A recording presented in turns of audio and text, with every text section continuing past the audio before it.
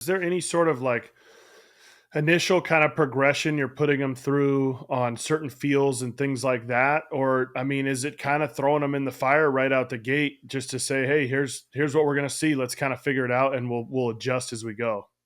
So, I mean, spring training does move pretty quick.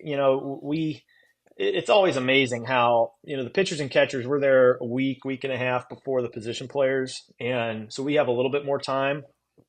But like once the position players show up, I mean, I don't know how those guys do it. They get there and like 5 days later, we're playing a game. So it's like if you don't show up ready to play and like ready to go, you know, holy cow. So the catchers, I mean, the first couple days, it's basically just fastballs, like see the ball outside. A lot of these guys have been in an indoor facility or up north or wherever they are. They're not outside. And so it's like, see some heaters. Let's get some velo on the machine going a little bit, like just nice, simple heaters, get some timing, some rhythm, find that pocket, just blast some balls, real easy stuff. And then we start getting into spin, and then we'll start getting into some other different shapes and different locations. We'll go to the top rail. We'll go some combination machine, fastball, breaking ball, and just try to add variability, use different training tools, underweight, overweight balls, foam balls, slice balls that move different directions, different gloves, the keyhole pocket glove from All Star we use a lot, just various things to just keep things fresh, finding different ways to do a lot of the same things. So it just continues to hone in those core values and core, fundamental principles that we want to try to get these guys just to repeat and repeat and repeat, but finding different ways to do those things. So, looking forward to implementing and have Joey, in a spring training so we can do that with him because we got him in April this year and have yet to, have him in that type of environment, which I'm really looking forward to, and like you said, I mean, he offensively had a tremendous year.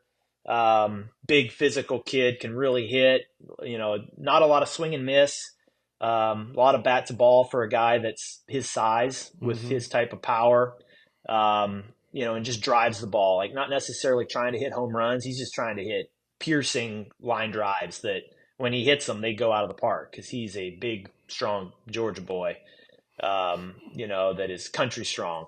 And defensively, we threw a lot at him. You gave him a few weeks once he got over to us to just kind of acclimate. And, he wasn't even, nobody was really sure if he was going to be there all year. He was a waiver claim.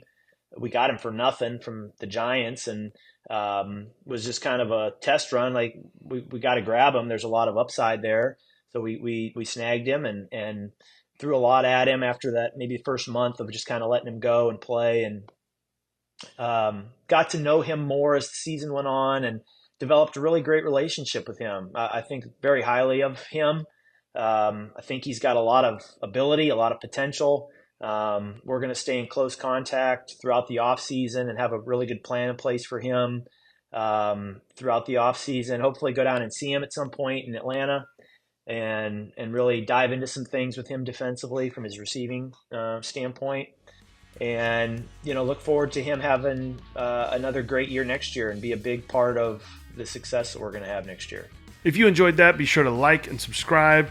We'll have a new episode for you every single Tuesday here on our YouTube channel and wherever you listen to podcasts.